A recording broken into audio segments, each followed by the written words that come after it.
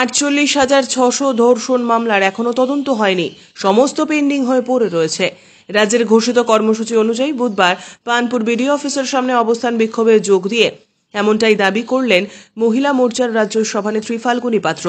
এদিন তিনি বলেন, ধর্ষণ বিরোধী নতুন আইন আনার উনি নাটক করছেন। দেশের আইন মোতাবেক ধনঞ্জয়ের ফাঁসি হয়েছে। তার কটাক্ষ, তাপসী মালিককে ধর্ষণ করে পুড়িয়ে মারার ঘটনায় অভিযুক্তদের শাস্তি হয়নি, কিন্তু ওই ঘটনার জন্যই আজ উনি বাংলায় ক্ষমতায় এসেছেন। কামদুনি, হাঁসখালি, পার্ক স্ট্রিট কাণ্ডে জড়িতদের শাস্তি হয়নি। আসলে উনি তো অপরাধীদের পাশে আছেন। তার দাবি, মুখ্যমন্ত্রীর নির্দেশে আরজিকর কাণ্ডের তথ্য প্রমাণ লোপাট হয়েছে। উনি আবার প্রধানমন্ত্রী ও স্বরাষ্ট্রমন্ত্রীর পদত্যাগ চাইছেন। এর দাবি এক, মুখ্যমন্ত্রীর পদত্যাগ। এদিনের বিক্ষোভ কর্মসূচিতে হাজির ছিলেন বিজেপির ব্যারাকপুর সাংগঠনিক জেলার সভাপতি মনোজ ব্যানার্জি। ব্যুরো রিপোর্ট, জাগো ভারত।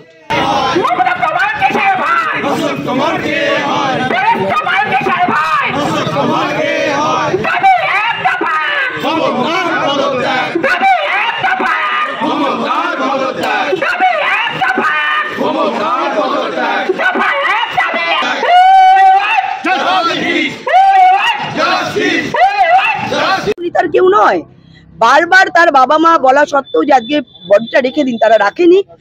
এই শ্মশানে দুটো বডি আগে ছিল, সেই দুটো বডিকে তারা রেখে দিয়ে এই বডিটাকে আগে জ্বালিয়ে দিল কেন? তথ্য প্রমাণ লোপাটের।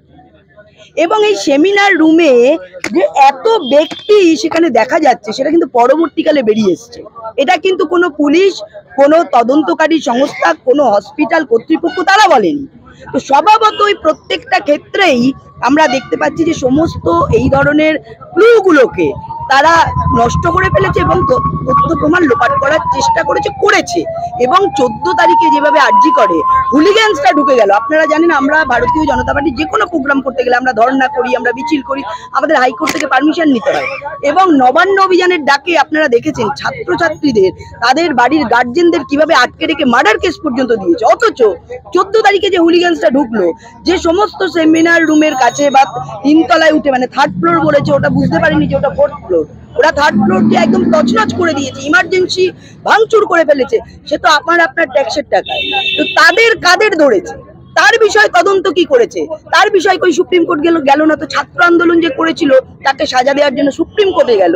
অথচ যারা যে হুলিগ্যান্সরা ঢুকে সমস্ত তথ্য প্রমাণ লোপাট করে দিতে চাইলো, ওই তার বিরুদ্ধে তো গেলেন না।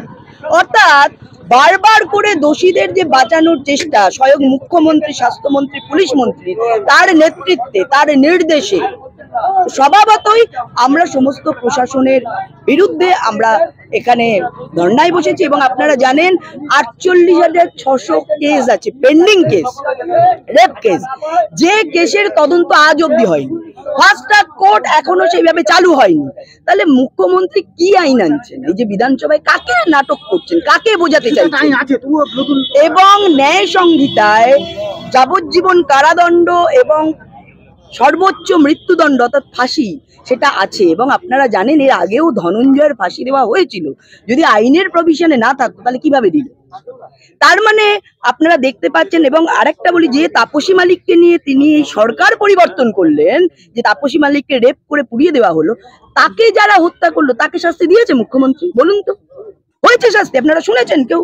বলুন মুখ্যমন্ত্রী যে আমি একে শাস্তি দিয়েছি, কামদুনিকে শাস্তি দিয়েছি, তাপসী মালিকের শাস্তি দিয়েছি, হাঁসখালির শাস্তি দিয়েছি, পার্ক স্ট্রিটের শাস্তি দেননি। উনি কোনো দোষী, কোনো বোমাবাজ, কোনো খুনি, কোনো দুর্নীতিগ্রস্ত এদের পাশে উনি আছেন। উনি গুন্ডা কন্ট্রোল করতে ভালোবাসেন, কিন্তু সাধারণ মানুষ এবং এইখানে যে মায়েরা আছে, পশ্চিমবঙ্গের মায়েরা আজকে নির্যাতিত, মাটি আজকে রক্তাক্ত। তো স্বভাবতই আমরা তার জন্য এখানে ধর্নায় বসেছি, আমরা অবস্থানে বসেছি। এটা চলবে এবং এই আন্দোলন আরো তীব্র থেকে তীব্র